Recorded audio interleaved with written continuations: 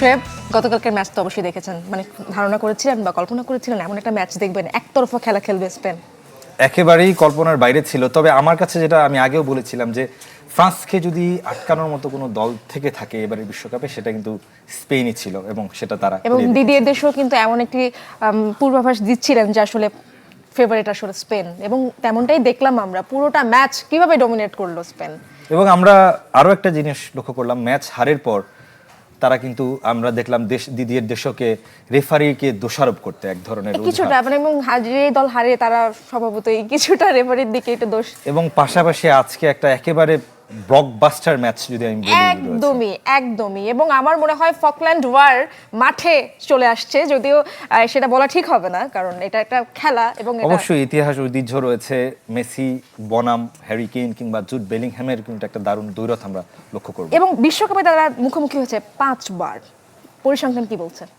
পরিসংখ্যানে হয়তো বা ইংল্যান্ড এগিয়েই আছে, তারপরও অন্তত মেসির জন্য এই ম্যাচটা কিংবা আর্জেন্টিনার যেভাবে তারা খুঁড়িয়ে খুঁড়িয়ে এসেছে এবং এই ম্যাচে যদি তারা দারুণ কিছু করে দেখাতে পারে কিনা। আর্জেন্টিনা সেমিফাইনালে যতবার উঠেছে ইতিহাস কিন্তু বলছে কোনোবারই তারা হারেনি। সপ্তমবারের মতো, এর আগে 6বার কিন্তু তারা একবারও হারেনি। শোয়েবকে যেহেতু আমি একটু খোঁচাখুচি করি, তো একটু বলতে চাই যে আজকে যদি সেই দিনটা চলে আসে আর্জেন্টিনা হেরে যায়। না, আজকে এমন দিনও আসতে পারে, যেহেতু এই রেফারি, যে রেফারির কথা আমরা বলছি, এই রেফারির অধীনে কিন্তু আবার মেসি স্পেশালি কখনো হারেনি। খুব লাকি তো। আমরা কি ভাববো যে রেফারির সাথে খেলা নাকি নো, এগুলো সবই স্পেকুলেশন এবং এগুলো সবই স্ট্যাট। শেষ পর্যন্ত মাঠের লড়াইটা কেমন হবে নিশ্চয়ই সেই বিষয়টাই আমাদের সবাইকে মাথায় রাখতে হবে। এবং আজকে তো ইংল্যান্ডের বিপক্ষে একটি কুসংস্কারও তারা মানছেন, অ্যাওয়ে জার্সি পরছেন। আপনাকেও দেখছি যে অ্যাওয়ে জার্সি পরে আপনি দাঁড়িয়েছেন, আপনিও মানছেন মনে হচ্ছে। না, আমি মোটেই মানছি না, যেহেতু আজকে আর্জেন্টিনার খেলা এই জার্সি পরে, অতএব এই জার্সি, সেজন্যই আমি এই জার্সিটা বেছে নিয়েছি। ইংল্যান্ডের বিপক্ষে লাকি একটা জার্সি। অবশ্যই 86 এর কথা, সেই প্রসঙ্গ নিশ্চয়ই আমরা আসবো। এবং আমাদের মনে হয় বিভিন্ন, শুধুমাত্র গতকালকের ম্যাচটি নয়, আজকের ম্যাচটিতে আসলে কি ধরনের ফলাফল কেমন হতে পারবে, ফরমেশন কেমন হতে পারে, সব বিষয় নিয়ে আমরা আলোচনা করব। ট্যাকটিক্যাল বিশ্লেষণ হবে, অনেক আড্ডা হবে। আমাদের অতিথিরা রয়েছেন, আমাদের সাথে যুক্ত আছেন, সেই বিষয়ে তো যাবই। তার আগে ওয়েলকাম জানিয়ে নিই আইগেস ইউনাইটেড প্রেজেন্টস আলটিমেট ওয়ার্ল্ড কাপে স্বাগত জানাচ্ছি। আপনাদের সাথে আমরা দুজন আছি, আমি ইশরাত জাহান এবং আমি রেদওয়ান শিয়াব। শোয়েব, আমরা আপনার আলোচনায় ফিরতে চাই এবং আমি এখান থেকে একটু আপাতত আমাদের সাথে অবশ্যই, প্লিজ আপনার কাছে অবশ্যই আমি আসবো। হাবিবুর রহমান আমাদের সাথে আছেন, ফুটবল অ্যানালিস্ট। শুরুতেই একটু কালকের ম্যাচ নিয়ে সামান্য একটু কথা বলতেই চাই। I have been following you, actually আমি আপনাকে ফলো করি এবং আপনি ফ্রান্সের একজন সমর্থক আমি জানি। কিছুটা কষ্ট পেয়েছেন কিনা, যদিও আপনার আবার আপনি প্রেডিক্ট করেছিলেন যে হয়তো বা স্পেন এই ম্যাচটা জিতে যাচ্ছে এবং তাই হয়েছে শেষ পর্যন্ত। I grew up watching Real Madrid and Barcelona. আসলে আমি এই ম্যাচটা থেকে এই জিনিসটা বুঝতে পারছি যে Spain will play suffocated football, এবং সাফোকেটেড ফুটবলে আসলে অ্যাটাকিং টিমগুলো নার্ভাস হয়ে যায়, কারণ আপনার কাছে বলের দখল নাই, সাপ্লাই নাই, বল পাচ্ছেন না, মিডফিল্ড থেকে আসলে কানেক্ট হচ্ছে না। যেটা ভেবেছিলাম হয়তো গ্রিজমানের কাজটুকু যদি ওলিসে করতে পারেন সেক্ষেত্রে ফ্রান্সের একটা চান্সেস থাকবে, কিন্তু ওলিসেকে রড্রি গার্ড দিয়েছে, আর রড্রিকে প্রেস করা অর্থহীন ব্যাপার, পেদ্রিকে প্রেস করা অর্থহীন ব্যাপার, দানি ওলমো পকেট স্পেস দিয়ে যেভাবে ত্রাস ছড়িয়েছেন, আসলে এই ম্যাচটা এক পেশে হয়ে গেছে শুধুমাত্র মিডফিল্ডের কারণে। আর ওয়ার্ল্ড কাপের শুরু থেকেই সেমিফাইনাল প্রেডিকশনে আমি বলেছিলাম যে স্পেন গ্রো থ্রু করবে, because I trusted Spain midfield. আমার কাছে মনে হয়েছে যে ফ্রান্সের মিড স্পেনের জন্য ক্যাপাবল হবে না, ওই ব্যাটেলটা তারা দিতে পারবে না আসলে। এই কারণে আমি প্রেডিকশনটা এইভাবেই করেছিলাম, এবং আমার মতে, এবং কাল পর্যন্ত আমি অ্যাজ এ ফ্যান চেয়েছিলাম তো ফ্রান্স জিতুক, বাট আমি স্ট্রংলি বিলিভ করছিলাম যে স্পেনই যাচ্ছে, কারণ স্পেন এখনও তাদের সেরা খেলাটা খেলেনি, কিন্তু কালকে যেই খেলাটা খেলেছে দিস ইজ 100% স্পেন। হাবি, অবশ্যই আমরা এই বিষয়টি নিয়ে অবশ্যই আলোচনা করব। তবে যেহেতু একটা দেশের মানুষ বলুন কিংবা পুরো ফুটবল দুনিয়ার জন্য ইংল্যান্ড আর্জেন্টিনা দ্বৈরথটার দিকে সবাই থেকে আমরা এই ম্যাচটা নিয়েই মূলত শুরুটা করতে চাই আলোচনার। কেমন মনে হচ্ছে স্পেনকে যদি আমি আর্জেন্টিনার সাথে তুলনা করি, পাশাপাশি ফ্রান্সকে যদি ইংল্যান্ডের সাথে তুলনা করা যায় কিনা অন্তত এই ম্যাচে? কিছুটা যায়, কারণ আর্জেন্টিনা ইউরোপিয়ান অপোনেন্টের বিপক্ষে একটু হলেও কমফোর্টেবল, কিছুটা যায়, বিকজ কাল স্পেন যে খেলাটা খেলেছে এটা হচ্ছে কাতার ওয়ার্ল্ড কাপের আর্জেন্টিনার খেলাটার কপি। একটা সাইড ওভারলোড দেয়া, কন্ট্রোল করা, তারপর আঘাত করা, রাইট। আর্জেন্টিনা যে স্টাইলটা ফলো করছে সেটাই স্পেন কালকে অ্যাপ্লাই করছে। আর্জেন্টিনার ভুল ছিল, আর্জেন্টিনার 36 বছরের নার্ভ ছিল, তা না হলে ওই ম্যাচটাতে ফ্রান্স কখনোই ফিরে আসে না। এক্স্যাক্টলি। কালকে স্পেনের তো ওই নার্ভটা নেই, সো দে এনজয়েড। তারা যখন 2টা লিড নিল, তারা আরো বেশি আসলে সাফার করাইছে ফ্রান্সকে। ফ্রান্সের ফ্রাস্ট্রেশন, এমবাপ্পের ফ্রাস্ট্রেশন, এগুলো চোখে মুখে ফুটে ওঠে। কারণ আমরা হলুদ কার্ডও কিন্তু হ্যাঁ, প্লেয়াররা দেখেছি মানে অ্যাটাকিং প্লেয়াররা যখন বলের সাপ্লাই পাবে না, তখন আসলে তাদের মাথা কুল ডাউন রাখাটা অনেক বেশি ডিফিকাল্ট। এখন স্পেন সেটাই নিশ্চিত করছে যাতে ডেম্বেলে, এমবাপ্পে, ডুবে এরা বলের থেকে অনেক বেশি ডিসকানেক্টেড থাকে, এবং সেই কাজটাই করছে। এবং যখন ট্রানজিশনাল অ্যাটাক বিল্ডের চেষ্টা করছিল, মার্ক কুকুরেয়া, পেদ্রো পোরো মানে ভাইটাল ছিল উইথ রড্রি, এবং একেবারে ব্যাক লাইনে এমবাপ্পেকে নিউট্রাল করার জন্য ছিল পাও কুবার্সি। এবং পাও কুবার্সি এমবাপ্পের সাথে এনকাউন্টারে 6-7 বারের দেখায় মোটামুটি 5-6 বারই সফল, এবং সে এমবাপ্পেকে ভালো রিড করতে পারে। আর স্পেন কালকে ট্রেডিশনাল প্লেয়িং থেকে একটু বেরিয়ে বার্সেলোনার হাইলাইনটা অ্যাপ্লাই করছে শুধুমাত্র ফাস্টার ফরওয়ার্ডদেরকে অফসাইড ট্র্যাপে ফেলার জন্য। আমি অবশ্যই এই ম্যাচটা নিয়ে তো আমরা আলোচনা করবই। আমরা আর্জেন্টিনা এবং যেটা বলছিলাম যে ইংল্যান্ড ম্যাচের ফরমেশন কি হতে পারে, তাদের শক্তিমত্তা, দুর্বলতা, এগুলো নিয়ে আলোচনা করব। আমাদের সাথে আমাদের সহকর্মী যুক্ত হচ্ছেন আটলান্টা থেকে, রেজওয়ানুজ্জামান। রেজওয়ান, নিশ্চয়ই আমাকে শুনতে পাচ্ছেন।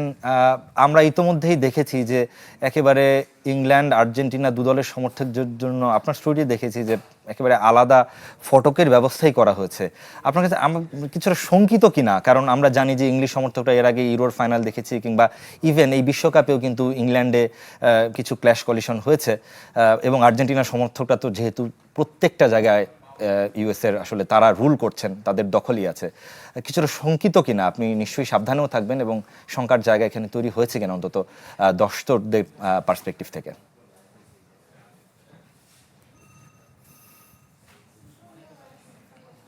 আসলে এখন শঙ্কার জায়গাটা এখনই বলা যাবে না, তবে সতর্কতার জায়গাটা আছে। এই কারণেই আসলে সব কর্তৃপক্ষ কিন্তু সতর্ক যে এই দুই দেশের সমর্থকদেরই কিন্তু একটা দীর্ঘ ইতিহাস আছে। ইংল্যান্ডের সমর্থকদের হুলিগানিজম নিয়ে আসলে অনেক ধরনের কথাই অনেকবার আমরা দেখেছি, শুনেছি, এবং সাক্ষী হয়েছি।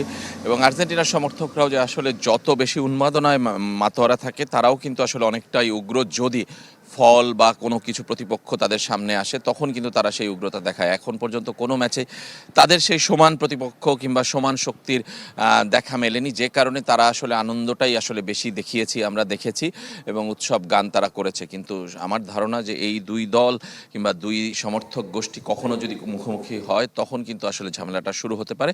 সেখান থেকে সতর্কতাটা আগে থেকে করা হয়েছে। গতকাল রাতেও আমরা শুধুমাত্র নর্মাল রাস্তায় দেখছিলাম যে কয়েকজন ইংলিশ সমর্থক নাচছেন, গাইছেন, এবং তারা চিৎকার করছেন, এবং আর্জেন্টিনার সমর্থক দুই একজনকে দেখলে তাদের বিরুদ্ধে তেমন তারা স্লোগান দিচ্ছেন। ঠিক একইভাবে আর্জেন্টাইন সমর্থকরা যখন একজোট হয়ে থাকছেন, তখন তারা কিন্তু আসলে এই চিৎকার চেঁচামেচিটা করছেন ইংল্যান্ড সমর্থকদের বিরুদ্ধে।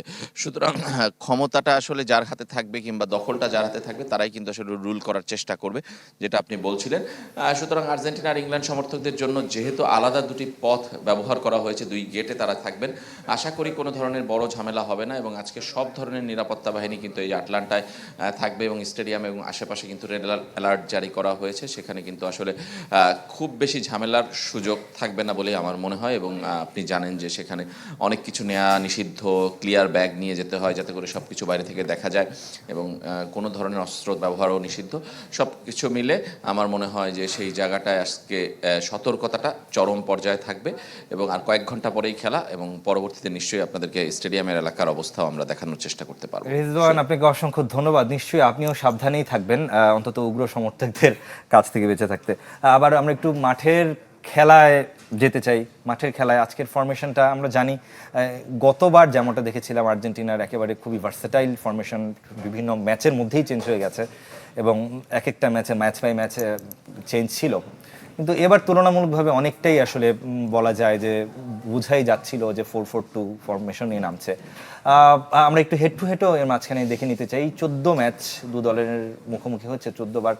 সেখানে ইংল্যান্ডের 6 জয় এবং আর্জেন্টিনার এখানে 3 জয়। আর্জেন্টিনা পিছিয়ে রয়েছে ইংল্যান্ডের বিপক্ষে। এবং আমরা পাশাপাশি যদি বিশ্বকাপের পরিসংখ্যানও দেখি, বিশ্বকাপের পরিসংখ্যানও কিন্তু আর্জেন্টিনা পিছিয়ে রয়েছে। তারপরও আপনার কাছে কি মনে হচ্ছে এই ম্যাচে কোন দলটিকে আপনি এগিয়ে রাখবেন? এবং পাশাপাশি যেটা জানতে চাচ্ছিলাম যে ফরমেশন বলুন, শক্তিমত্তা বলুন, দুটো দলের কেমন হতে পারে? ইতিহাস তো আসলে অনেক কিছুতে ম্যাটার করে না। ফরমেশন যেটা হবে সেটা হচ্ছে আর্জেন্টিনা হয়তো ফরমেশনগতভাবে চেঞ্জেস আসতে পারে, যেটা ম্যাচ শুরুর একাদশে পরিবর্তনের সম্ভাবনাও আছে নাকি? হ্যাঁ, মানে আর্জেন্টিনায় ডিপলের জায়গাটা অনিশ্চিত এবং নিকো গঞ্জালেস কিছুটা অনিশ্চিত। সেক্ষেত্রে ভ্যালেন্টিন বার্কো এবং জুলিয়ানো সিমিওনের সম্ভাবনা সিমিওনের দেখছেন স্টার্ট করার সম্ভাবনা অনেক, বিকজ একটা সাইডে ওভারলোড হবে। আর্জেন্টিনা আমি হচ্ছে বিস্তারিত অ্যানালাইসিসও করবো এই ব্যাপারে। আর্জেন্টিনা ওয়ান সাইডের ওভারলোডই করবে। আর্জেন্টিনা ইউরোপিয়ান অপোনেন্টের সাথে পিচ ওভারলোড করে খেলে, স্পেন ফ্রান্সের সাথে কালকে পিচ ওভারলোড করেই খেলেছে। সো পিচ ওভারলোডিংটা হবে, সেক্ষেত্রে একজন উইঙ্গার লাগবে। সেটা কে আসতেছে আমরা শিওর না, তবে যে কোনো একজন। তবে তবে যেহেতু সিমিওনে ওয়ার্ক হর্স আমরা বলে থাকি, তিনি যেহেতু হ্যাঁ, আবার আর্জেন্টিনা এই ম্যাচে একেবারে সারপ্রাইজিংলি 3-5-2ও করে ফেলতে পারে। সেক্ষেত্রে 3 জনের সেন্টার ব্যাক লাইন এবং 2টা wing back, profile wing back, একজন প্যালাসিওসও হইতে পারে এই উইং ব্যাক সিস্টেমে। এবং মানে মিডফিল্ডকে ওভার প্যাকড করে দিয়ে সেন্ট্রাল এরিয়া ব্লকড থাকবে, সামনে মেসি এবং আলভারেজ অপারেট করবে, যেমনটা আমরা নেদারল্যান্ড ম্যাচে কাতার বিশ্বকাপে দেখেছিলাম। So there is a possibility. আর হচ্ছে ইংলিশদের মানে সেমই থাকবে, তাদের খুব বেশি চেঞ্জেস হবে না, বিকজ তারা হচ্ছে free flowing English Premier League স্টাইলেই আছে। শুধুমাত্র ডেকলান রাইসকে নিয়ে কিছুটা অনিশ্চয়তা হয়তো বা আছে, সেখানে হয়তো বা আমরা রিস জেমসকে হয়তো বা সেখানে দেখলেও দেখতে পারি। হ্যাঁ, সেটা হতে পারে, বাট রাইসের সার্ভিসটা তো আর রিস জেমসের সার্ভিসের পারবেন না, সমান হবে না, রাইট? এখানে একটা প্রবলেম। অবশ্যই আপনার কাছে ফিরবো হাবিব, আমরা একটু চলে যেতে চাই ইশরাতের কাছে। ইশরাত, আপনি ইংল্যান্ডের জার্সি পরেছেন, সেই জার্সির মান কতটুকু রাখবেন? অনেকগুলো জার্সি চেঞ্জ করেছেন ইতিমধ্যে আপনি, কি মনে হচ্ছে শেষ পর্যন্ত? যেহেতু আমি এই একজন জার্সির ফুটবল মানটা প্রেমী, রাখা যাবে আমি কিনা? আমি প্রত্যেকটা দলের জার্সি পরতে পছন্দ করি, কিন্তু আপনাকে আমি বরাবরই দেখেছি বিশেষ করে জার্সি, দুই একটি জার্সির জার্সিতে বাইরে পড়ে না। সবচেয়ে বেশিবার আপনাকে দেখা গেছে। তো আজকে কি শেষ দিন হতে যাচ্ছে কিনা সেটাও একটা বিষয়। সেটা নিশ্চয়ই আমি অন্ততপক্ষে চাইবো না, এবং আমাদের আসলে জার্সির চেঞ্জ করার প্রয়োজনীয়তা পড়েনি, যেহেতু আমাদের দলটা এখনো পর্যন্ত সেমিফাইনালে একদমই আছে। ডিফেন্ডিং চ্যাম্পিয়ন এবং আপনার পড়ে গেছে। আরো একটি বিষয় কিন্তু অপটা অ্যানালিস্ট কিন্তু একটি মন্তব্য করেছে, বা তাদের পরিসংখ্যান বলছে ইংল্যান্ডকে তারা কিছুটা এগিয়ে রেখেছে। কিছুটা ভয় কি কাজ করছে কিনা শোয়েব? একদমই না, কারণ ফ্রান্সকেও কিন্তু অপটা অ্যানালিস্ট অনেক এগিয়ে রেখেছিল টুর্নামেন্ট শুরুর আগে। একদমই শোয়েব, আমাদের সেই কিন্তু জায়গাটা আজকে থেকে। বিশেষ একটি প্যানেল রয়েছে এখানে। কর্পোরেট এক্সিকিউটিভ ক্লাবকে আমরা স্বাগত জানিয়েছি আজকের অনুষ্ঠানে, এবং সেখান থেকে যারা এসেছেন তাদেরকে একটু পরিচয় করে দিতে চাই। আজকে আমার ঠিক ডান পাশে রয়েছেন আহসান হাবিব, নির্বাহী সদস্য, corporate executive club limited, head of sales planning and operations, Banglalink. আর ঠিক ডানে রয়েছেন সৈয়দা ফারজানা জামান রুম্পা, সদস্য, কর্পোরেট এক্সিকিউটিভ ক্লাব লিমিটেড, প্রতিষ্ঠাতা, লেখালেখি। তার পাশেই রয়েছেন ইমরোজ সোহেল টিটু, সদস্য, corporate executive club limited, regional head, prime fintech. এবং সর্বশেষ যিনি রয়েছেন বন্নি হাসান, তার নাটক আমি দেখি এবং খুব সুন্দর অভিনয় করেন তিনি, সদস্য, কর্পোরেট এক্সিকিউটিভ ক্লাব লিমিটেড, এবং যেটা বলছিলাম খুব ভালো অভিনয় করেন তিনি। তবে ব্রাজিলের জার্সিটা তিনি কিন্তু ছাড়তে পারেননি এখনো একদমই। পর্যন্ত। এবং আমার আবেগ, তিনি ওই জায়গাটা একটুখানি আটকে গেছে জার্সিটা দেখে, কিছুটা আবেগ কাজ করছে তার উপরে আমার। আচ্ছা, শুরুতে যেতে চাই যার কাছে। আপনি তো মানে আমরা কথা বলছিলাম যে আপনি সব দলকেই সাপোর্ট করছেন, আপনি একজন পারফেক্ট, মানে যেটা বলা যায় যে ফুটবল প্রেমী, ফুটবলকে ভালোবাসেন। Absolutely. মানে এতগুলো ম্যাচের মধ্যে কোন খেলাটা সবচেয়ে বেশি আপনাকে মানে আনন্দিত করেছে? Last matchটা, it was really amazing, unexpected. ফ্রান্সের এই পারফরমেন্স আমরা আশাই করিনি। Spain was awesome and too good. So from a দর্শক point of view, that was amazing. So, Great. and we loved it. একদম একদম। আমরা রুম্পাপুর কাছে যেতে চাই। আপনি যেহেতু লেখালেখির মধ্যে আছেন, মানে ফুটবল যখন দেখছেন, কখনো কি কোনো গল্প বা কোনো একটা বিষয় কখনো নাড়া দিয়েছে কিনা, যেটা নিয়ে একটু লেখালেখি করতে মন চেয়েছে? অবশ্যই আমার কাছে মনে হয় যে ফুটবল দেখার সময় শুধুমাত্র প্লেয়ার না থেকে যারা অডিয়েন্সে থাকেন তাদের যেই আচরণ বা তাদের যে অভিব্যক্তি, সেগুলি কিন্তু খুব দারুণ বিষয়। তারা কখন কাঁদছেন, কখন হাসছেন। বিশেষ করে আপনাদের যদি মনে থাকে, উনি এখন একটু মন খারাপ করতে পারে যে ব্রাজিল যখন মনে আছে একজন বয়স্ক লোক একটা কাপ হাতে নিয়ে কাঁদছিল, অনেক বছর কিন্তু সেই ছবিটা এখন পর্যন্ত কিন্তু 2014 আইকনিক। সালের, এবং সেটা এবং 7-1 এটা নিয়ে যেমন ট্রল হয়, তেমনি এটা আবেগের জায়গা আমার কাছে মনে হয়। অবশ্যই অবশ্যই, মানে ফুটবল কিন্তু আবেগেরই জায়গা। আমি কিন্তু লেখালেখির, আপনি বললেন প্রতিষ্ঠাতা, ধন্যবাদ আপনাদেরকে। আমি কিন্তু পেশাগতভাবে সাংবাদিক, হ্যাঁ। তো এই যে এই জায়গাটা আমাদের অবজারভেশনের ওই জায়গাটা সব কিছু রাখতে হয়। আরেকটা যেমন ধরেন জাপানে ওরা হারুক কিংবা জিতুক, যখন অডিয়েন্স মাঠ থেকে বের হয়ে যায় তখন তারা সার্ভ করতে করতে বের হয়ে যায়। এই যে একটা ব্যাপার, এই যে একটা ম্যানারিজম, আপনি দেখেন একটা খেলা শুধু 22 জনের খেলা না, এই খেলার মাঝখানে কত ধরনের বিষয় আমরা নিতে পারি বা কত ধরনের বিষয় নিয়ে আলোচনা করতে পারি, এটা আমার খুব ভালো লাগে। আর আমিও কিন্তু আপনাদের চোখে একটা হেরে যাওয়া দলের জার্সি পরে এসেছি, কিন্তু আমি জার্মানির সাপোর্টার। এখানে 4টা টিমের 4টা না, হ্যাঁ, আমাদের সহ মোট 4টা টিমের সাপোর্টারদের আমি দেখতে পাচ্ছি। এর মধ্যে 2টো টিমই তো বাদ পড়ে গিয়েছে। আজকে দেখা যাক আজকে কে বাদ পড়ে। আচ্ছা, আমরা যেতে চাই ভাইয়ের কাছে, টিটু ভাইয়ের কাছে। যখন আসলে মানে এই যে একটা কর্পোরেট লাইফের মধ্যে যখন আপনারা লিড করেন বা অনেক চাপ থাকে, রাতের খেলাটা কি দেখা হয় প্রপারলি? দেখেন, আমরা চাপের উপরেই বড় হই, সে সবসময় চাপেই থাকি। সো এটা আমাদের জন্য মানে যেই দলটাকে সমর্থন করেন আর্জেন্টিনার মতোই অনেকটা ডিএনএ এর আমরা মধ্যে এইখানে দেখেন চাপ এবং প্রেসার। কর্পোরেট লাইফের সাথে দারুণ একটা মিল আছে। যেমন আমরা সবসময় আমি যেটা বিলিভ করি বা আমার টিমকে যেটা আমি বিলিভ করাই, সেটা হচ্ছে নেভার গিভ আপ। আমাদের শেষ বলে কোনো কথা নেই, সেটার কিন্তু একটা দুর্দান্ত একটা প্রমাণ কিন্তু আর্জেন্টিনা আর আমাদের ইজিপ্টের খেলা। এটা কিন্তু আমাদের এক্সাম্পল হিসেবে থাকবে আবার 4টা বছর পর্যন্ত। যে এবং আমরা আজকে আমার গলাটা দেখছেন একটু ভাঙা, কিন্তু ওই ম্যাচের পরে এই গলাটা ভাঙা এখনো ঠিক হয়নি। ওই 14 মিনিট আমাকে মোটামুটি আজকে একসাথে বসিয়ে দিয়েছে। সো আমরা জিনিসটা এনজয় করছি, ভীষণভাবে এনজয় করছি, এবং এখান থেকে আমরা অনেক কিছু নিচ্ছি। এবং আমরা যেহেতু আরেকটা চমৎকার জিনিস হচ্ছে, আমাদের কর্পোরেট ক্লাবে আমাদের অনেক বড় ভাইরা আছে, ছোট ভাইরা আসে, বিভিন্ন টাইপের লোকজন আসে। কিন্তু এই একটা অপরচুনিটি আমাদেরকে, যেটা হচ্ছে যাদের মাধ্যমে আমরা সবার সাথে মিলেমিশে কথা বলতে পারছি, আমরা ফান করছি, ভাইয়াদের সাথে কথা বলছি, ভাইরা আমাদের সাথে কথা বলছে, এই যে বন্ডিংটা, এটা আমাদের জন্য একটা বিগ অ্যাচিভমেন্ট বলবো আমাদের এই কর্পোরেট ক্লাবের এবং এই ওয়ার্ল্ড কাপের মাধ্যমে আমরা পেয়েছি। বোনের কাছে যেতে চাই, মানে অভিনেত্রী হিসেবে যখন মানে কোনো ম্যাচ দেখছেন, সেখানে অবশ্যই মানে যখন একজন লেখকের কাছে যে প্রশ্নটা, আপনার কাছে সেম প্রশ্ন। আপনিও তো অনেক গল্প দেখেন বা আপনি অনেক দৃশ্য দেখেন যেটা আপনাকে নাড়া দেয়। কখনো কি মনে হয়েছে যে এই চরিত্রটাতে আমি অভিনয় করতে চাই, এমন একটা চরিত্রতে আমি মানে লিড করতে চাই?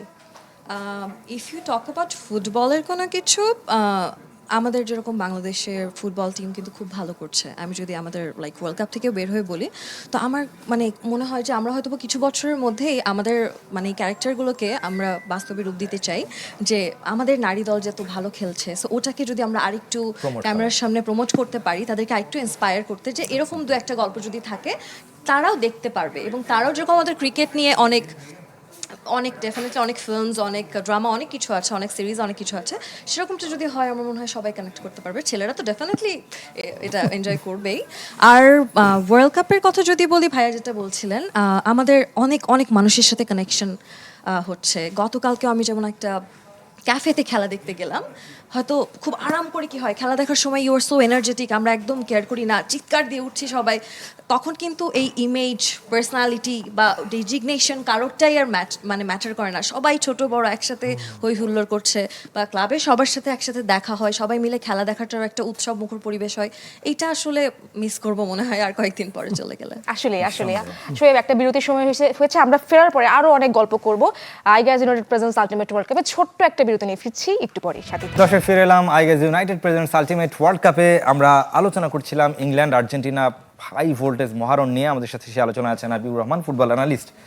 এবং আমরা শুরুতেই যেটা জানতে চাই, এই পর্বের শুরুতে যেটা জানতে চাই, যে আমরা যেটা নিয়ে কথা বলতে চাচ্ছিলাম আসলে অনেকক্ষণ ধরে উস্কুস আপনিও করছেন, ফরমেশন এবং স্ট্র্যাটেজি দু দলের কেমন হতে পারে? স্ট্র্যাটেজিক্যালি আর্জেন্টিনা ইউরোপিয়ান অপোনেন্টের বিপক্ষে ওয়ান সাইড পিচ লোড করেই খেলে। আমরা যদি স্কিনে চলে যেতে পারি, জিনিসটাকে আরও বেটার এক্সপ্লেন করা সম্ভব। আসলে উইথ মেসি, এখানে দেখেন এই পজিশনে যে প্লেয়ারটা আসলে 5টা রিসিভ করছে, এটা লিওনেল মেসি। এখন এই ওয়ান সাইডেড ওভারলোডের থেকে মেসি সেন্ট্রালি 5 রিসিভ করছে। দেন আর্জেন্টিনা স্টার্টেড রানিং। স্পেসটা খেয়াল করেন, পিচের হাফ ইয়ার্ডে আছে এই মুহূর্তে আর্জেন্টিনার ফুল ব্যাক, এবং সে হাফ ইয়ার্ড ক্রস করে মেসির পাসটা তো আলমাদা ক্যারি করে তাকে বল দিয়েছে। এখন আপনি মেসিকে ফলো করেন, হোয়ার ইজ হি? স্টিল বক্সে অ্যারাইভ করে নাই। ওইখানে একটা টাচ, একটা পাস, বলটা হোল্ড হয়েছে, দেন এটা সেন্ট্রালি আসাটা একেবারে কনফার্মড একটা ব্যাপার। এবং মেসি ফিনিশিংয়ের ক্ষেত্রে এখানে আসলে তো আর্জেন্টিনা ওভারলোড করেই খেলবে। এবং এই সিনটাতে দেখেন আর্জেন্টিনা ডিফেন্সিভ ট্রানজিশনে আছে। ডিফেন্সিভ ট্রানজিশন থেকে একটা ক্রস, ওখানে লিওনার্দো প্যারাদেস মানে ইন্টারসেপ্ট করেছে, সেই ইন্টারসেপশনটা থেকে বল পেয়েছে মেসি। মেসি বলটা ক্যারি করছেন এবং একটা শোল্ডার চেক করে শুধু অবস্থানটা দেখে নিয়েছেন যে আলভারেজ কোথায় আছে। এই শটটা যখন হয়, আপনি এই জায়গায় আলভারেজকে দেখুন, আলভারেজ স্টার্টেড রানিং পারাদেস তার কিছুটা সামনে, ইভেন সে পারাদেসের পিছন থেকে সে জানে মেসির পায়ে বল আমাকে দৌড়াতেই হবে, আই হ্যাভ টু রান। এখন কোথায় আলভারেজ? নিয়ারলি একটা পাস রিসিভ করার জন্য যেখানে তার সামনে ইয়ার্ড পরিমাণ স্পেস। এটা অবশ্য গোল হতে পারতো, কারণ মেসি এমন একটা প্লেসমেন্ট করেছে যে এটা আসলে 1-on-1 স্ট্রাইকার। এই 1-on-1 স্ট্রাইকার সিচুয়েশন থেকে গোলটা হতে পারতো, বাট পারাদেস রানটা ট্র্যাক করেছে। এই গোলটা হয়েছে কমপ্লিট মেসির ইন্টেলিজেন্স থেকে। এখানে অন্য কোনো প্লেয়ার হলে বলতো আমার কাজ শেষ, পাস করে দিয়েছি আমি চলে যাই, but Messi continued his run. Then Paredes এখানে আসলো, শটটা রিবাউন্ড হলো, প্যারাদেস কালেক্ট করলো। কালেক্ট করার পরেও কিন্তু প্যারাদেসের কাছে শুটিং সুযোগ ছিল, কিন্তু সে দেখলো যে সে শুট করতে গেলে শটটা ব্লকড হয়, ভিজিবিলিটি ব্লকড হয়, এবং মেসি বলটার জন্য কল করেছিলেন। এবার আমি যদি ইংল্যান্ড সিনারিওতে আসি, ইংল্যান্ড মেক্সিকো সিনারিওটাতে আমি আরেকটু বোঝাতে চাই যে আর্জেন্টিনা কিভাবে ইংল্যান্ডের সাথে অপারেট করবেন, মানে ইংল্যান্ড কিভাবে আর্জেন্টিনার সাথে অপারেট করবে, এই জিনিসটা আমি ভিজুয়ালি এক্সপিরিয়েন্স করাতে চাই। সেটা হচ্ছে ইংল্যান্ড অবশ্যই ক্রস করবে। এই ওয়ার্ল্ড কাপে 141টা ক্রস করেছে ইংল্যান্ড। সো বক্সে হ্যারিকেনকে টার্গেট করে ক্রস আসবে, হ্যারিকেনকে অবশ্যই পাহারায় রাখতে হবে।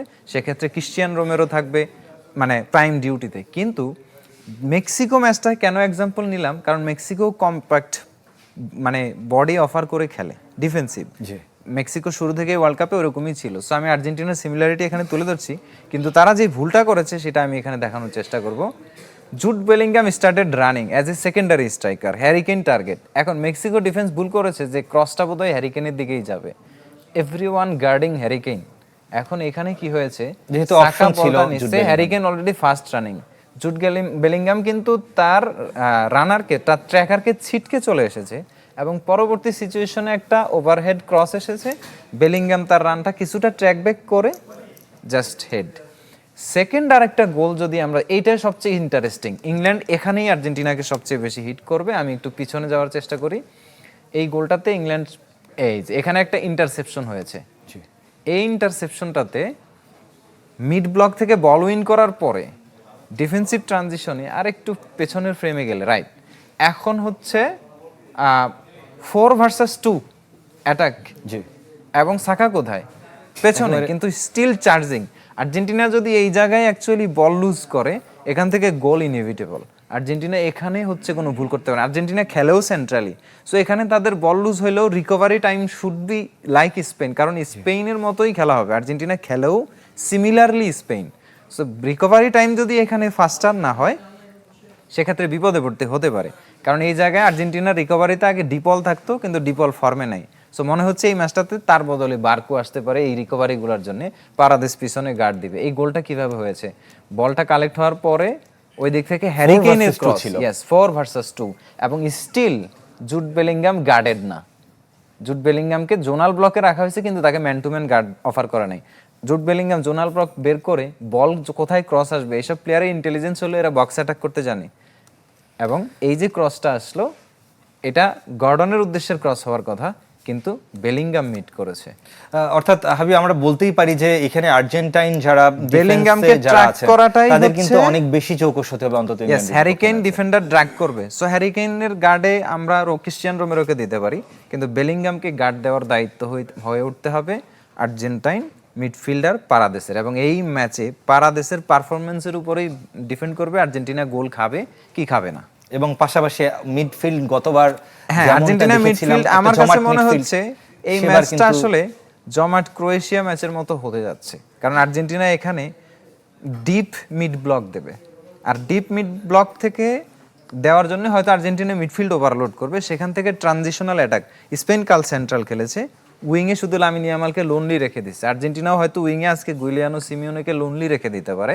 ওভারলোড দিয়ে ইন্টারসেপ্ট হলো, দেন মেসি কানেক্ট করবে, ম্যাকালিস্টার কানেক্ট করবে, এনজো ফার্নান্দেজ কানেক্ট করবে। সো আর্জেন্টিনা এমনি এইসব প্লেয়াররা ইংলিশ প্রিমিয়ার লিগে খেলে অভ্যস্ত, ইংলিশ ডিফেন্স লাইনের পেছনে কোথায় স্পেস পাওয়া যাবে, they are very sure about this. এই কারণে ধরেন ম্যাকালিস্টারকে একটা কোশ্চেন করা হয়েছিল যে ইংল্যান্ডকে ফেভারিট মানো কিনা, ও হাসছিল। তো তো আসলে ওই জিনিসটা আজকে আবার অ্যাপোলজি করছে যে আমি দুষ্টামি করছিলাম, but they think about this way. Exactly Habib, অবশ্যই আপনার কাছে আরো এক দফা ফিরবো আমরা। Thank you. তবে ইশরাতের কাছে যেতে চাই। ইশরাত, 2 ভার্সেস 1 কিনা, অর্থাৎ Messi versus Jude Bellingham and Harry Kane কিনা, আপনার কাছে কি মনে হয়? দুইজনের বিপরীতে একজন, এবং আপনি যদি গোলের সংখ্যাটাও বিচার করেন 6-6-12 এবং একজন অর্থাৎ মেসি একাই 8 গোল করেছেন। দেখি দর্শকরা কি বলে, এবং মেসির সাপোর্টার তো এখানে দেখতে পাচ্ছি জার্সি বলে দিচ্ছে। যদিও আপনাদের মধ্যে সবচেয়ে কট্টর সমর্থক উনি, তাই না?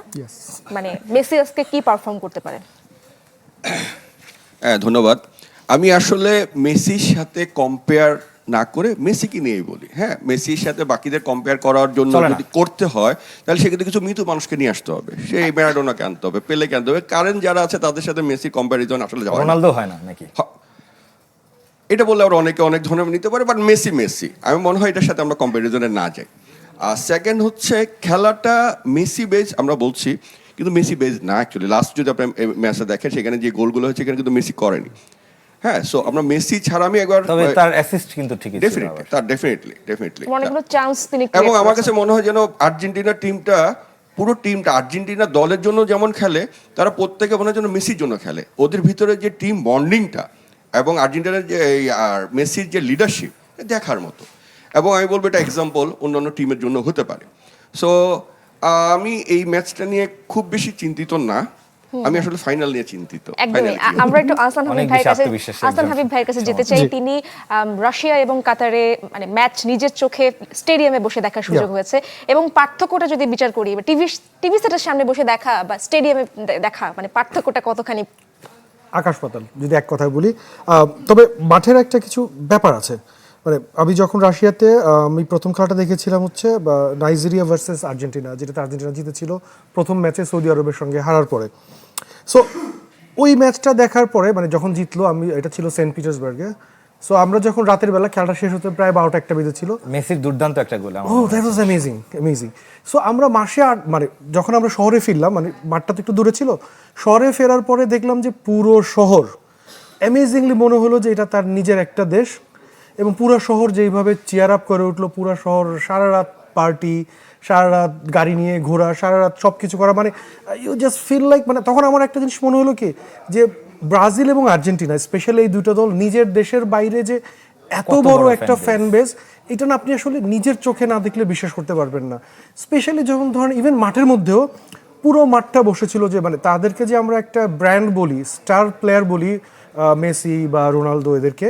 সো মাঠে যখন আমরা দেখলাম যে ধরেন মাঠে সবাই খেলছে, ভালো খেলছে, এক্স্যাক্টলি যখন বলটা মেসির পায়ে যায় দেন পুরো মাঠ একসঙ্গে চেয়ার আপ করে ওঠে, মানে এভরিবডি ফিল লাইক যে I am in their. So এই যে ফিলটা, এটা আপনি আসলে কখনোই টিভির সামনে ভাষায় পাবেন না। বোঝানো সম্ভব এটা একদমই, সম্ভব না। একদমই এটা শোয়েব, আমরা যে জার্মানি বাদ পড়ে গেল সেই সমর্থকের এই কাছে জন্যই যেতে চাই। অনেকটা চুপচাপ আসলে তারা। না অনেকটাই না চুপচাপ। আমরা তো আসলে ওই যে 7 গোল নিয়ে উই আর হ্যাপি। এবার আমরা 7 গোল দিয়েছি, একবার তো দিলাম। যাই হোক, ব্যাপার না, মানে খেলা কিন্তু আসলে বিনোদনের একটা অংশ। তো আমার কাছে মনে হয় দল আমি সাপোর্ট করতে পারি যে কোনো একটা বা একাধিক, কিন্তু খেলাটা আমি এনজয় করছি কিনা। যেমন আমি কিন্তু ইজিপ্ট এবং আর্জেন্টিনার খেলা খুবই এনজয় করেছি, এবং যখন আর্জেন্টিনা ফিরে এলো, এই যে সেই লাস্ট 14 মিনিট, যে 14 Comeback-টা, মিনিট হ্যাঁ, একদম। কামব্যাকটা, তখন সবাই যখন লাফাচ্ছে, আমিও কিন্তু লাফাচ্ছি যে ওকে ফাইন, এটা তো অনেকে চেয়েছে, তাহলে এই চাওয়াটার সাথে কেন আমরা আনন্দ করবো না? আমার কাছে মনে হয় টুর্নামেন্টের জায়গায় আনন্দের জায়গায়। আর ভাইয়ের সাথে আমি একটু অ্যাড করতে চাই, মাঠে বসে খেলা দেখার আসলে তুলনা কিছু নাই, কিন্তু বন্ধুদের সাথে খেলা দেখারও কিন্তু একটা বড় ব্যাপার।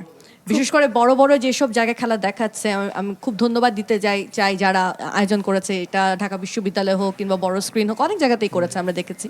এইখানে বসে যারা একসাথে খেলা দেখছে, এটা কিন্তু অন্যরকম একটা একদম, উৎসব। আমরা বনি আপার কাছে আমার এই আমার বিষয়টা কাছে নিয়ে একটা যেতে প্রশ্ন চাই। আছে তার আগে। এই ম্যাচটাতে আর্জেন্টিনা এবং ইংল্যান্ড কোন দলকে সাপোর্ট করবেন আপনি? এটাকে আমাকে করছে না, বনি আপাকে। বনি আপনি বলছি।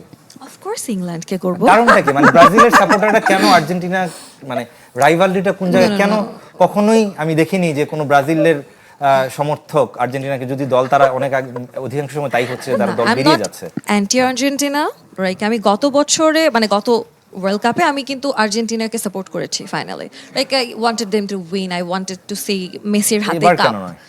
হয়ে গেছে তো, ডান। লাইক এখন কি, এখন আর একসাথে কি খেলা দেখা হয়? বন্ধুদের সাথে যখন খেলা দেখেন মানে পচায় না, যেহেতু আপনার টিম বাদ পড়ে গেছে? আমি মোস্টলি আসলে খেলা দেখি ক্লাবে, তো কি হয় সবাই তো সিনিয়র, তো মানে একটু সোফিস্টিকেটেড, সবাই বড় ভাই, খুব একটা পিঞ্চ করে না, মানে আমাদের উল্টা পিঞ্চিংটা কিরকম হয়, সবাই যে সান্ত্বনা দেয়, আচ্ছা ঠিক আছে একটু পরে তো খেতে পারবে না, একটু খেয়ে নাও, আচ্ছা ওকে একটু পানি আগায় দাও, মানে ওইটারও বেশি গায়ে লাগে যে থেকে তুমি যেটা বলতে চাও বলো, মানে এরকম করে বলার কিছু নাই। একদমই। আর ব্রাজিল যেদিন হেরে গেল ওই ম্যাচটা নিয়ে একটু শুনতে চাই, মানে ভেবেছিলেন যে এভাবে এখান থেকে বিদায় নেবে? নিশ্চয়ই অনেকে না। অনেক কিছু এনে সামনে এগিয়ে দিয়েছিল আপনাকে ওই দিন। ভাইয়া সত্যি বলতে কি আপুকে বলি, মন অনেক খারাপ হয়েছে, মানে একটা কি হয় যে টিমটাকে আমরা সাপোর্ট করছি, কি ইচ্ছা করে যে জার্সিতে আরো কিছুদিন পড়ি, আরো কিছুদিন উৎসব করি, জিতবে কি জিতবে না, যে কোনো টিম জিতবে এটাই আনন্দ, কিন্তু আরো কিছুদিন থাকলে ওইটা নিয়ে ওই যে এটাও ভাল লাগছে না যে আর্জেন্টিনা ফ্যান্সরা এরকম করে একটু পচাচ্ছে না, ওইটাও কিন্তু মজা, this Part of is fun. হ্যাঁ, তো World Cup. মনটা খারাপ হয়ে গেছে আর কি। আর যখন লাইক নেইমারকে কাঁদতে দেখলাম, মানে এতটা মন খারাপ হয়েছে, আমি তখন আসলে কান্না করছি, মানে এবং তখন যারা খেলা বুঝেও না তারাও, আমি অনেকের কাছে থেকে শুনেছি, তারাও কান্না করেছে। হ্যাঁ, একটা মানুষের ইমোশন সে আর খেলবে না এই মাঠটাতে, সেটা তো আসলে সবাই, আমি শিওর সবাই টাচ করে, এই ইমোশনটা সবাইকে টাচ করেছে। একদমই একদমই। শোয়েব, একটা বিরতির করতে চাই যদি সুযোগ পাওয়া যায়, সেটা হচ্ছে এই জার্সিটা আমি উপহার পেয়েছি। তো যেদিন উপহার পেয়েছি সেই দিনই আসলে জার্মানি বাদ হয়ে গেছে। তো এরপর ওই দিন থেকে আর উপহার না, নেওয়া না, যাবে আমি না। করেছি, আমি ওই দিন বিকালবেলা পরে আমি ফটোশুট করেছি এবং মানে একটা ছবি তুলেছি, আমার সামাজিক মাধ্যমে দিয়েছি এবং দিয়ে আমি লিখেও দিয়েছি আর যদি পড়তে না পারি। এবং তো তাই এই হয়ে হচ্ছে গেছে। দুঃখ, জার্সির দুঃখ। আমরা একটা বিরতিতে যেতে চাই, অনেক গল্প জমা আছে। আইগেস ইউনাইটেড প্রেজেন্স আলটিমেট ওয়ার্ল্ড কাপে ছোট্ট একটা বিরতি নিয়ে ফিরছি, সাথেই থাকুন। দর্শক, ফিরে এলাম আইগেস ইউনাইটেড প্রেজেন্টস আলটিমেট ওয়ার্ল্ড কাপে। এই ম্যাচের বাইরে অর্থাৎ ইংল্যান্ড আর্জেন্টিনা ম্যাচের মাঠের আসলে ক্ল্যাশ কলিশনের বাইরেও কিন্তু একটা দারুণ রাইভালি রয়েছে, যদিও 24 বছর অর্থাৎ 2 যুগ পর তারা মুখোমুখি হচ্ছে, কিন্তু তার আগেও যদি আমি বলি, একেবারে ফকল্যান্ড যুদ্ধের কথা বলতে পারেন।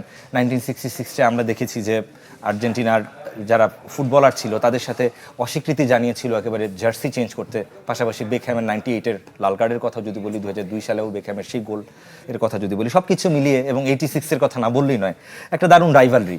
আপনার কাছে কি মনে হয় এই রাইভালরি কতটুকু ইম্প্যাক্ট ফেলতে পারে? এবং পাশাপাশি যদি বলি এলিটের সাথে প্রোলেটারিয়েটের একটা দ্বন্দ্ব হতে যাচ্ছে কিনা? এখানে ইম্প্যাক্ট তো ফেলবেই, কারণ ইংলিশটা হচ্ছে সবসময় অহংকার করে বলতো যে ওদেরকে আমরা ফুটবল খেলতে দিছি বলে ওরা খেলতে পারতেছে, বা আমরাই ফুটবল নিয়ে দিছি ল্যাতিনে।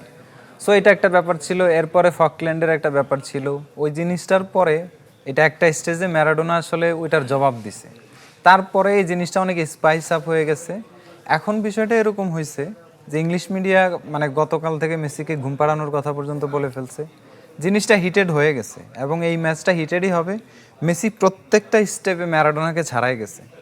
সো ইংল্যান্ডের বিপক্ষে এইটা হচ্ছে মেসির জন্য অপরচুনিটি যে আরেকটা মার্ক এখানে রেখে দেওয়ার, যে ডিয়াগো যা করেছে আমিও তাই করে দিয়ে গেলাম। কারণ এখানে আর্জেন্টাইনদের কাছে আর্জেন্টাইন ফুটবলদের জন্মই হয় ইংলিশদের সাথে ফুটবল খেলার জন্য, মানে ওদেরকে হারানোর জন্য। আসলে জন্মের পরে কোনো ফুটবলার যদি চিন্তা করে আমি জীবনে কি করব, এক ম্যাচ ইংল্যান্ডের বিপক্ষে খেলবো এবং তাদেরকে হারাবো। এবং মোচাচোস যে গানটা, সেই গানেও কিন্তু কটাক্ষ করা হয়েছে। এটা আর্জেন্টিনার ট্র্যাডিশনাল ব্যাপার। ধরেন ইংল্যান্ডে আপনি অনেক মেসি জার্সি পরা ছেলেপেলে পাবেন, আর্জেন্টিনায় সেটা কখনো এক্স্যাক্টলি না। এবং মেসির শেষ ম্যাচটা কি আমরা দেখে ফেলতে চলেছি কিনা, না কি? হ্যাঁ, হতে পারে এটা মেসির শেষ ম্যাচ। তবে কাতার বিশ্বকাপ ফাইনালের আগে প্রত্যেকটা আর্জেন্টিনা ফ্যান ওই দিন প্রার্থনা করেছিল যে এরকম, যে আল্লাহ মেসির হাতে একটা বিশ্বকাপ দিয়ে দাও, ফুটবল থেকে আমাদের আর কোনো কিছু চাওয়ার নেই। এই জিনিসটা প্রত্যেকটা আর্জেন্টাইন ফ্যান ওই দিন বলেছিল। কিন্তু দেখেন কত লোভী, সেমিফাইনাল পর্যন্ত চলে এসেছে, এখন ফাইনালকে স্পেনকে হারানোর স্বপ্ন দেখে। এবং এমনটা হতেও পারে, কারণ there is still Messi is there. আর মেসি যতক্ষণ পিছিয়ে থাকে ততক্ষণ আশা থাকে। আর এই কারণে আর্জেন্টিনা ফ্যানরা এবারও আশাবাদী এবং ভালো কিছুই হতে যাচ্ছে। এবং ইংল্যান্ড ম্যাচটা মেসির জন্য একটা মঞ্চ, সেখানে একটা বেটার রেজাল্ট, হয়তো মেসি শো আসতেছে। নিঃসন্দেহে আমরা অবশ্যই সেটা জানার চেষ্টা করব। এবং আজকের মতো আপনার কাছ থেকে অন্তত বিদায় নিতে হচ্ছে হাবিব। অবশ্যই পরবর্তীতে আপনার সাথে আরও অনেক কথা হবে।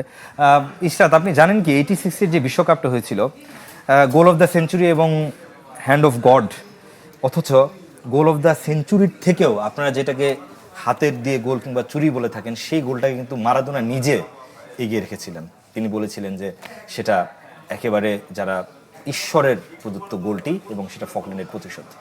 একদমই, কিন্তু আপনারা বললেন কেন? আমি কি মানে আর্জেন্টিনার বিরুদ্ধে কথা বলছি? শোয়েব, এভাবে খোঁচা মারা যাবে না। টেলিভিশন সেটের সামনে যারা বসে আছেন তাদের জন্য আজকের যে অনলাইন কুইজটি সেটা জানিয়ে দিতে চাই। আজকের প্রশ্ন, কত সালে অ্যাওয়ে জার্সি পরে ইংল্যান্ডের বিপক্ষে জয় ছিনিয়ে আনে Argentina? Option A 1990, option B 1994, option C 1986, option D 2002। উত্তর দেওয়ার জন্য ভিজিট করুন facebook.com/sports24team এই ঠিকানায়। সঠিক উত্তরদাতা পাবেন চ্যানেল 24 পক্ষ থেকে আকর্ষণীয় গিফট হ্যাম্পার। আবারও গল্পে ফিরে দিতে চাই আহসান হাবিব ভাইয়ের কাছে। যারা আসলে নির্দিষ্ট কোনো দল সাপোর্ট করেন না, তখন খেলা দেখতে বসে গেলে কি হঠাৎ করে মনে হয় না যে জার্সি আসলে পরে আছি একটা কিন্তু সাপোর্ট করছি আরেকটা, এরকম হচ্ছে কিনা? অবশ্যই হয়েছে, আমার সঙ্গে হয়েছে। ইনফ্যাক্ট কাতার বিশ্বকাপে এটা হয়েছে আমার সঙ্গে। আমি যেহেতু অনেকগুলো দলকে সাপোর্ট করি, লাইক আমি 5টা খেলা দেখবো প্ল্যান করে গিয়েছিলাম। সো সেই 5টা আবার ছিল খুব বড় বড় দলের, like Brazil, Argentina, Spain, England and Portugal. আমি এই 5টা জার্সি নিয়ে গেছিলাম বাংলাদেশ থেকে, যেটা পরে খেলা দেখবো। আমি বলতে আমি শুধু আমি না, আমার আরও 4-5 জন ফ্রেন্ড ছিল। সো ইনফ্যাক্ট রুম্পার সঙ্গে বলতে চাই, so now think friends in a stadium, so it's a different thing. So যাই হোক, তো আমরা স্পেনের খেলা দেখলাম, আমরা প্রায় 6-7 জন ছিলাম ফ্রেন্ডসরা মিলে। সো স্পেনের খেলা হবে, বাট সেকেন্ড রাউন্ডে কী হবে এটা তো আগের থেকে অনেক বেশি প্রেডিক্টেড ছিল না, বাট সামাও ওই খেলাটা পড়ে গিয়েছিল জাপান ভার্সেস স্পেন। তো আমরা স্পেনের জার্সি পরে আমরা সব ফ্রেন্ডরা মাঠে ঢুকছি। ঢুকে পরে দেখলাম যে না, খুব ভালো কন্ডিশন, বিকজ আমার আশপাশে সব স্পেনের সাপোর্টার, মানে ফ্যামিলিজ সবাই এখানে বসা আছে, খুব মজায়। তো একটু পরে দেখলাম যে স্পেন মানে স্পেন এবং জাপানে যখন খেলাটা শুরু হলো, সামাও দেখছি স্পেনের জার্সি পরে, বাট কেন যেন মন থেকে সমর্থনটা আর আসছে না। তো একটু পরে আর আমরা লজ্জার বাদ ধরে রাখতে পারলাম না। জাপান যখন ভালো খেলা শুরু করলো, গোল দিল, আমরা তো সব একসঙ্গে হাততালি দিয়ে একদম দাঁড়িয়ে পুরো মাঠ পারলে সরগরম করে, বিকজ তখন তো স্পেনের gallery. And that was a awkward situation, because আশপাশে সব হচ্ছে স্পেনের সাপোর্টার এবং আমরাও স্পেনের জার্সি পরা, and we are supporting Japan. একদম রুম্পা আপনার কাছে যেতে চাই। আপনি বলছিলেন যে মিশরের সাথে আর্জেন্টিনার ম্যাচটায় আপনি মিশর যখন গোল দিচ্ছিল বা আর্জেন্টিনা যখন গোল দিচ্ছিল তখন লাফাচ্ছিলেন। আজকের ম্যাচে কাকে সাপোর্ট করছেন? আচ্ছা, এটা হচ্ছে আমার জন্য খুবই টেকনিক্যাল একটা বিষয়। 2 জন আর্জেন্টিনার জার্সি পরে লোকজন বসে আছে, আমি আপনার দলে আজকে, কারণ আমার বাড়ি সিলেট। আমি ডিফল্ট ইংল্যান্ডের সাপোর্টার। এবং আমাদের প্রধানমন্ত্রী নিজেও নিশ্চয়ই ইংল্যান্ডের, উনি আমাদের দুলাভাই আসলে। কিন্তু আরেকটা যেটা হয়েছে, যেমন ধরেন নরওয়ের সাথে যখন ইংল্যান্ডের খেলা হয়েছিল অরণ্য ভাই, তখন আপনার মতো একটা সিচুয়েশন আমি তো মনে প্রাণে চাচ্ছি ইংল্যান্ড জিতুক, বাট হল্যান্ডের খেলা মানে আমি খুবই বড় ভক্ত, আর ওদের পুরো টিমটাই, আমরা হয়তো নাম বলছি একজনের। এবার নরওয়ে আসলে খুব ভালো পারফর্ম করেছে। একদমই। আমরা একটু যেতে চাই ভাইয়ের কাছে। গত রাতে স্পেনকে অনেক আর্জেন্টিন সমর্থকরা সমর্থন করেছেন, কেন? এটা যদি বলি না, ওর অন্য কোনো কারণ নাই, কারণ লাস্ট ওয়ার্ল্ড কাপ আমরা ফ্রান্সকে হারিয়ে চ্যাম্পিয়ন হয়েছে। এবার চাচ্ছি নতুন আরেকটা দলকে হারিয়ে চ্যাম্পিয়ন হওয়ার জন্য নিজেদেরকে ইংল্যান্ডকে হারানোর আগে আপনারা অলরেডি ফাইনালে চলে গিয়েছেন। না, ফাইনাল খেলবো না হলে ফাইনাল খেলা হবে। মনে কি মনে হচ্ছে, মানে ফাইনালকে খেলবে আর্জেন্টিনা? ফিফা যেহেতু আর্জেন্টিনাকে সাপোর্ট করছে, ডেফিনেটলি আর্জেন্টিনা খেলবে। কিভাবে সাপোর্ট করছে যদি একটু বলেন? সাপোর্ট করছে, সব দিক থেকে সাপোর্ট করছে। কিভাবে? আপনার আমরা নিশ্চয়ই মাঠে দেখতে পাচ্ছি, সেটা আমরা মাঠে দেখতে পাচ্ছি। বেশি কন্ট্রোভার্সিয়াল বায়াসড হয়ে এখন অনেকে অনেক কথা বলবে, but অথচ আর্জেন্টিনার ইতিহাস কিন্তু একেবারেই সাবঅল্টার্ন ইতিহাস। আমরা 86 যদি বলি, 90 যদি বলি, সবসময় দেখেছি ইংল্যান্ড, জার্মানির মতো দলগুলো তারা কিন্তু সবসময় রেফারির সহযোগিতা সেই দলগুলো। আজকে ম্যাচের রেফারি যিনি আছেন ইসমাইল এলফাত, তিনি কিন্তু আর্জেন্টিনার জন্য একটু লাকি রেফারি। লাকি হতে পারেন, কিন্তু তার মানে এই নয় এই যুগে এসে ভিআর এর যুগে এসে ঝগড়া লেগে গেছে। অনেক ধন্যবাদ সবাইকে আমাদের অনুষ্ঠানে আসার জন্য। এবং দর্শক, এর মধ্যে থেকে বিদায় নিচ্ছি আইগা zero presence ultimate world cup থেকে। আজকের মতো বিদায় নিচ্ছি, আগামীকাল ফিরবে একই সময়।